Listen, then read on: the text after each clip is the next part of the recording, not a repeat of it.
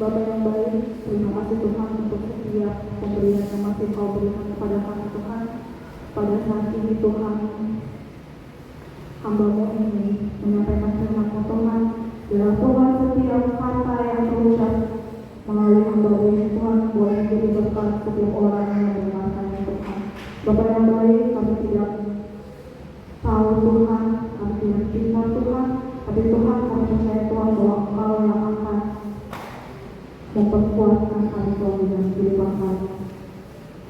Terima kasih Tuhan. Amin. Ya. Shalom bahasa Aganupan. Shalom. Shalom Ubani Bapak. Shalom. Shalom Ubani Nina. Shalom. Shalom Ubani Namboho. Shalom. Nampaknya kayaknya kelelahan ini semalam ya. Latihan lagi. Shalom Namboho. Shalom. Jadi kita akan memasuki ambilan. Sebelumnya perkenalkan diri kami. Nama bola mari dan kapasnya bola buke. Anggo ingat nama berukon aina bola bola. Nama perkenalan singkat bernami.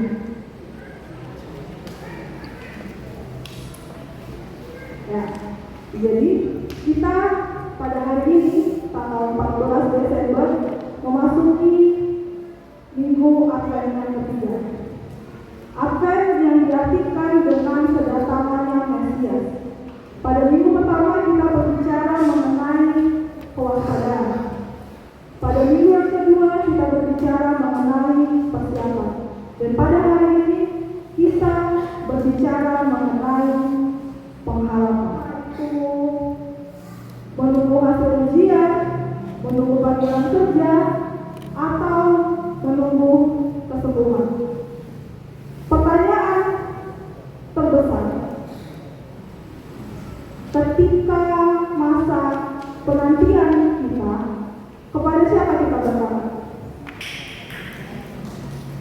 Kepada diri sendiri kah? Atau kepada orang lain kah? Atau kepada Tuhan Yesus Kristus?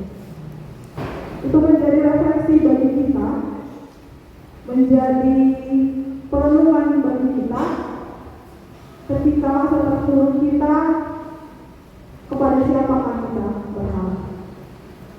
Selanjutnya, hari ini kita mau belajar dari Mika. Nabi Mika menuliskan nubuat kepada bangsa Israel yang menjadi penguatan bagi bangsa Israel, ayat 7 sampai 13. Sudah dapat? Bapak Inau Sinaposo?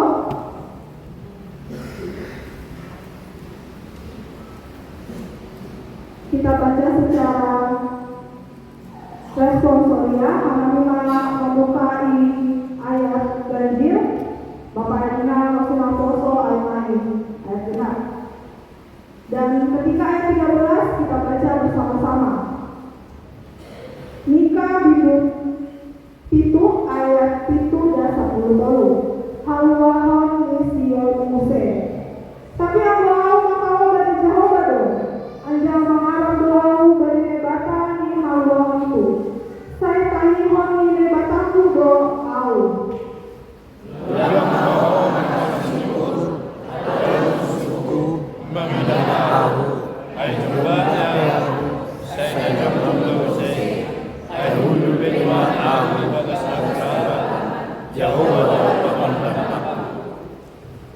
Kusuman tudo risis di Jehovah. Ai hubani do au makdosa. Parima inapiti au anjahan pitori. Itogu au huhali halo. Gabe huida hapitorosi. Dari tidak bersyukur ramai. Dari yang berkata Maria. Hai mana kata Ijazah jauh dari puas bermataku mengenasi.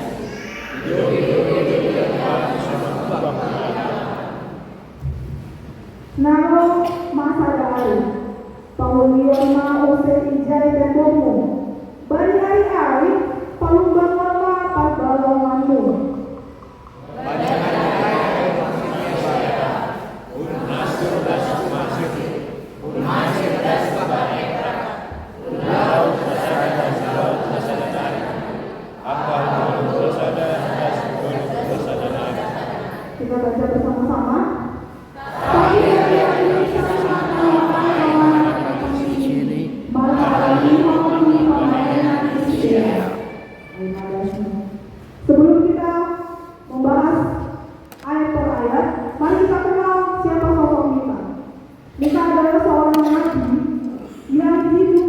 700 tahun sebelum Masehi.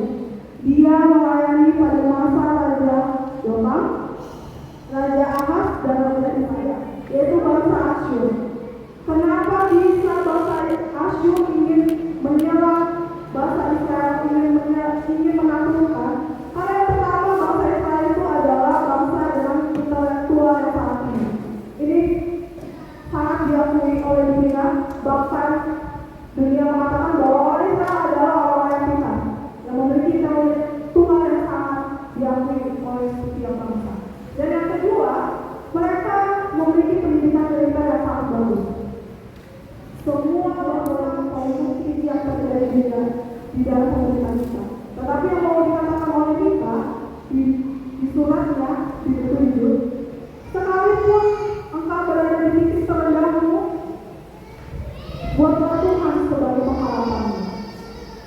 Mari kita bahas secara ayat per ayat. Di ayat ke-7, Mika mengatakan dengan sangat jelas, tapi aku mau bagi Jehovah dalam bahasa Ibrani We'ani. Ini memiliki kontras yang sangat tajam, yang berarti bahwa Mika tidak segan-segan mengatakan bahwa dia menanti Tuhan, dia menunggu Tuhan, dia percaya penantiannya tidak akan sia-sia. Itu hal yang pertama yang dilakukan Mika. Hal yang pertama yang dia percayai ketika dia menunggu, tidak ada yang mustahil. Sikap berikutnya adalah yang mengatakan bahwa imannya tidak main-main. Ketika dia jatuh, dia bangkit. Ketika dia tahu bahwa dia melakukan dosa, dia bangkit. Apakah kita sudah di fase yang ketika kita jatuh, apakah kita masih merengek kepada Tuhan? Tuhan tolong. Masa hal seperti ini harus melalui? Apakah kita masih merengek? Apakah iman kita masih bisa dipermainkan? Itu yang menjadi perenungan untuk kita. Tetapi kita mengatakan kepada bangsa Israel dan kepada musuh-musuhnya, ketika aku jatuh, aku bangkit. Ini menunjukkan bahwa dia tahu kepada siapa dia berpengharapan, kepada siapa yang menjadi gunung batunya. Dia sangat-sangat tahu Bapak Ibu dalam Tuhan. Selanjutnya, ini mengakui kejatuhan. Jombang PAU, saya ngajarkan begitu. Dia menunjukkan bahwa Tuhan, aku berdosa, tapi aku tahu jatuh, kita tahu harus bangkit kepada siapa. Ketika gelap, kita tahu di mana cahayanya. Itu yang menjadi pengingat buat kita, Bapak Ibu dalam Tuhan. Kita tahu pada siapa kita bangkit, kita tahu siapa yang akan menolong kita tahu siapa penolong kita yang pasti. Dari ayat ke-8 dijelaskan juga tidak main-main mempercayai Tuhan, dan dia tidak main-main untuk mendengarkan suara Tuhan. Ini yang merupakan sikap tegas Mika terhadap musuh. Ini yang menjadi pengingat Mika terhadap bangsa Israel yang sedang dialami bangsa Israel, yaitu ketika bangsa Asyur ingin menjajah mereka. Ini yang mau diimani oleh Mika, bahwa bangsa Israel tidak boleh memiliki iman yang cemen, tidak boleh memiliki iman yang bisa diombang-ambing, tetapi dia mengingatkan kepada bangsa Israel, milikilah iman yang sama. Dan selanjutnya di ayat ke-9 dikatakan bahwa "Usumaku doi di Jehovah, aku bagi doa dosa." Mika dengan sangat jujur mengakui kesalahan kepada Tuhan. Dia mengatakan bahwa Tuhan, aku berdosa, aku tahu aku berdosa, dan aku akan menanggung kesalahan mulai dari pertobatan. Mulailah pertobatan Bapak Ibu yang harus untuk setiap apapun yang menjadi masa penantian kita. Akuilah terlebih dahulu dosa kita terhadap Tuhan. Selanjutnya Mika mau mengatakan bahwa dia mengakui dosanya dengan jujur. Selanjutnya, ketika dia mengakui dosanya, ada Allah yang memperjuangkan perkaranya.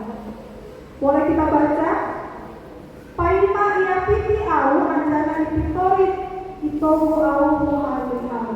Gabe huida hapo. Yang berbuat dosa adalah kita sendiri. Kita sudah mengakuinya dan kita mengatakan kepada Tuhan, Tuhan aku akan mempertanggungjawabkan itu. Tetapi yang menyelesaikan perkara adalah Allah.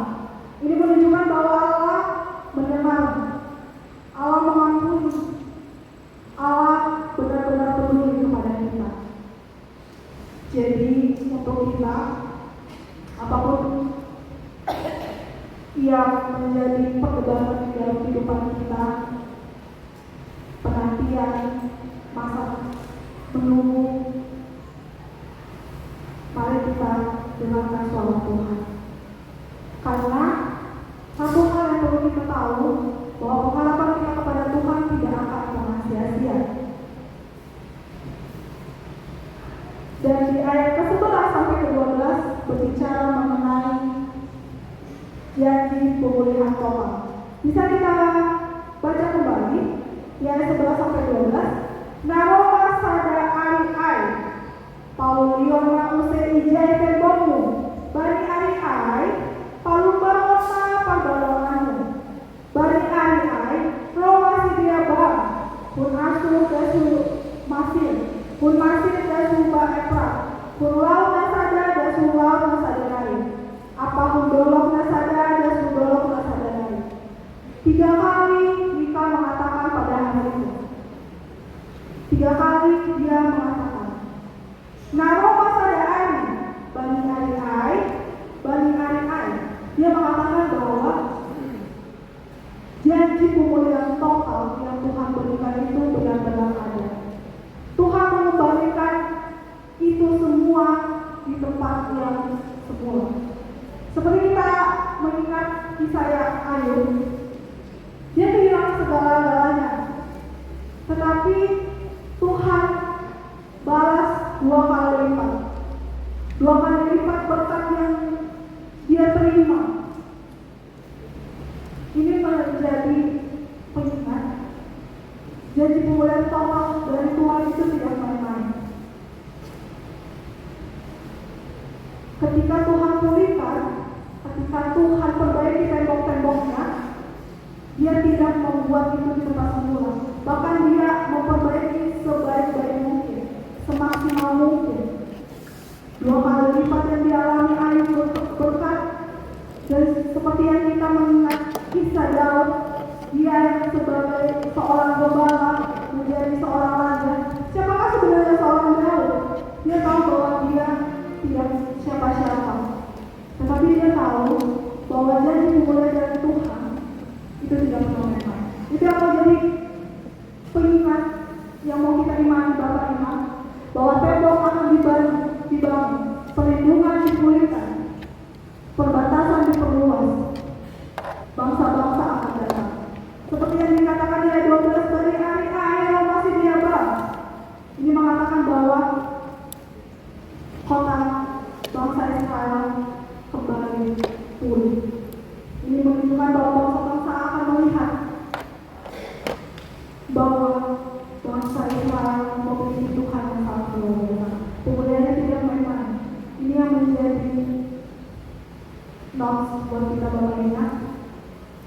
Ketika kita di masa penantian kita, aku lalu kita, karena kita percaya bahwa janji pemulihan dari Tuhan, bahwa apa yang hilang daripada kita itu akan diperbaiki Tuhan.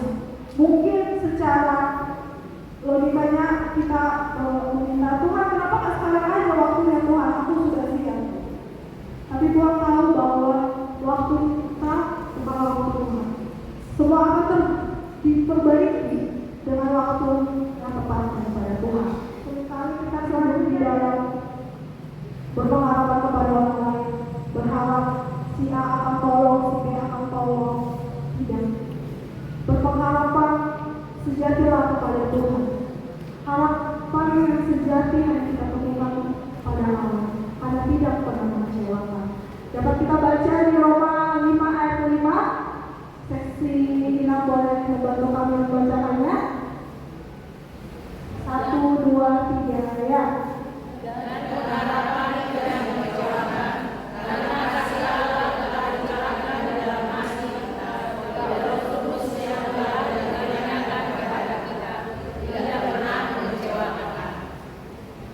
benar-benar dikatakan tidak pernah mengecewakan. Jadi Bapak ingat, tentukanlah kepada siapa kita berpengharapan. Apakah kita masih berharap kepada diri kita sendiri yang tidak memiliki kekuatan? Apakah kita masih berharap kepada orang lain? Atau kita berpengharapan kepada Tuhan? Jadikan Tuhan menjadi pengharapan nomor satu di dalam kehidupan kita. Yang kedua, bangun dari kejatuhan dengan mengaku dosa. Kalau kita jatuh karena dosa, jangan disembunyikan, jangan ditutup-tutupi. Bapak Ibu, akuilah kepada Tuhan, akui bahwa kita berdosa, lakukanlah pertobatan. Kita nggak bisa untuk mengharapkan berkat kalau misalnya kita tidak bertobat. Bagaimana bisa kita meminta Tuhan tolong kasih berkat dong ketika kita tidak melakukan pertobatan? Jadi yang pertama, marilah akui dosa kita.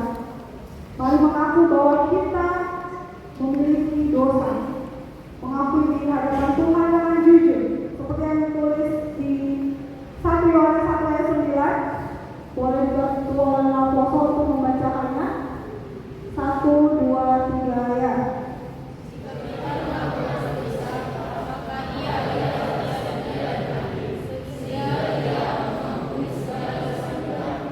Kita pada hari ini, nantikan hari itu dengan kesabaran yang aktif, sama seperti petani.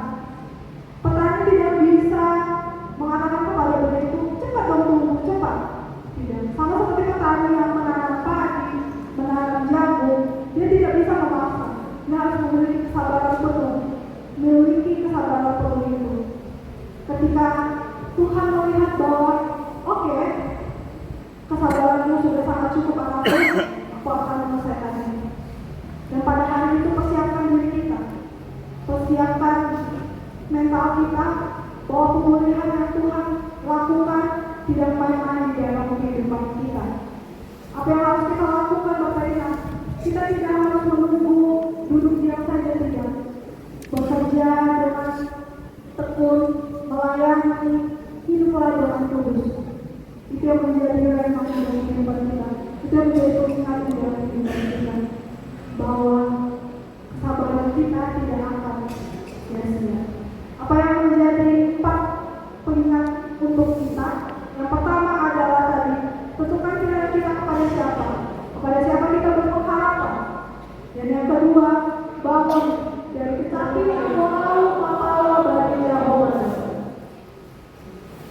Boleh disalam kanan kirinya untuk mengingatkan kanan kirinya. Tapi walau makalau dari Yahweh.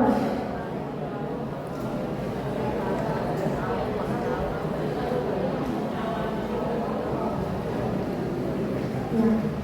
Jadi itulah yang menjadi firman untuk kita.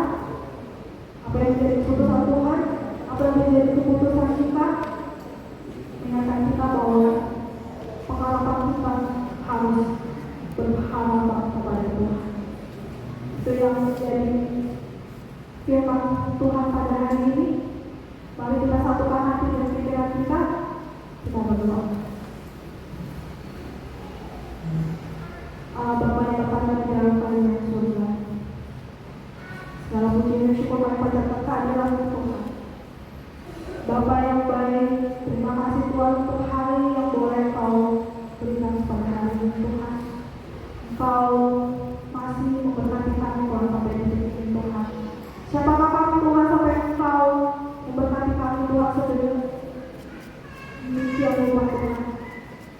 Siapakah kami Tuhan sehingga Engkau benar-benar mengasihi kami Tuhan.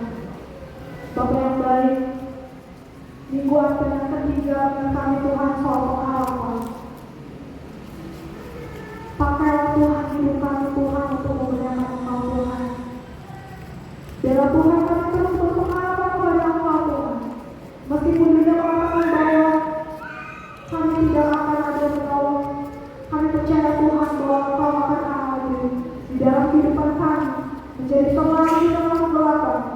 Dan kami percaya Tuhan bahwa Engkau akan menyelesaikan itu di waktu yang terbaik. Bapa yang baik, tolong persiapkan kami Tuhan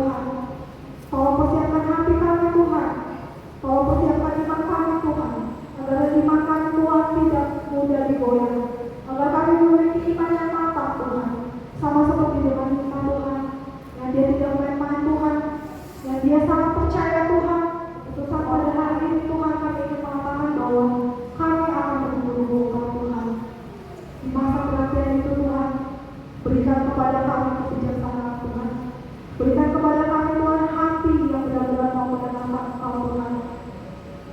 Berikan kepada kami Tuhan rombongan Tuhan yang kehidupan kami. Di atas segalanya ini Tuhan, kami akan melanjutkan acara dengan cara Tuhan. Biarlah Engkau Tuhan yang memberkati Tuhan.